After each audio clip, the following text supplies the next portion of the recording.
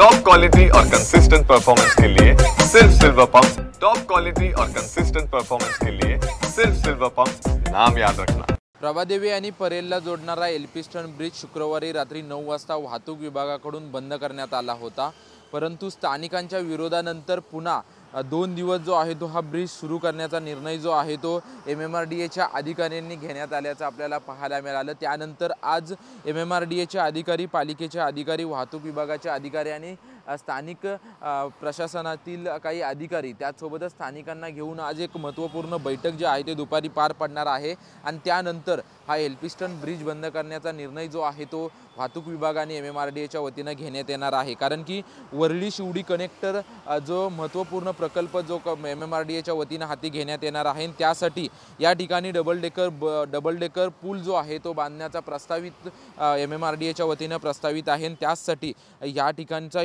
जो एल्फिन्स्टन 125 वर्षांचा जुना एल्फिन्स्टन ब्रिज जो आहे तो बंद करण्याचा निर्णय MMRDAच्या वतीने घेण्यात आला होता। याच्या अगोदर हरकती आणि सूचना स्थानिकांच्या वतीने मागण्यात आल्या होत्या, परंतु त्यानंतर जे स्थानिक आहेत त्या स्थानिकांचं लवकरात लवकर आम्हाला पुनर्वसन द्या अशी मागणी जी आहे ती या स्थानिकांनी करण्यात आलेली आहे। त्याचाच विरोध म्हणून 2 दिवसापूर्वी या स्थानिकांनी सर्वांनी एल्फिन्स्टनच्या ब्रिजवरती जे आहे ते निदर्शनं केली आणि जे MMRDAच्या वतीनं पाडकाम सुरू केलं जात होतं त्या पाडकामाला विरोध केला आणि त्यानंतर आमदार काळीदास कोळंबकर यांनी मध्यस्थी केल्यानंतर अखेर जे आहे ते या ब्रिज संदर्भात आणि स्थानिकांच्या प्रश्नासंदर्भात आज बैठक लावण्यात आलेली आहे आणि या बैठकीमध्ये नक्की निर्णय काय होतो हे पाहणं महत्त्वाचं असेल। कारण की याच्या अगोदर अनेक वेळा हा ब्रिज बंद करण्याचा निर्णय जो आहे तो MMRDAच्या वतीनं आणि वाहतूक विभागाच्या वतीनं घेण्यात आला होता, परंतु स्थानिकांच्या विरोधामुळे जो आहे तो हा ब्रिज बंद झालेला नाही। आज महत्त्वपूर्ण बैठक जी आहे ते बैठक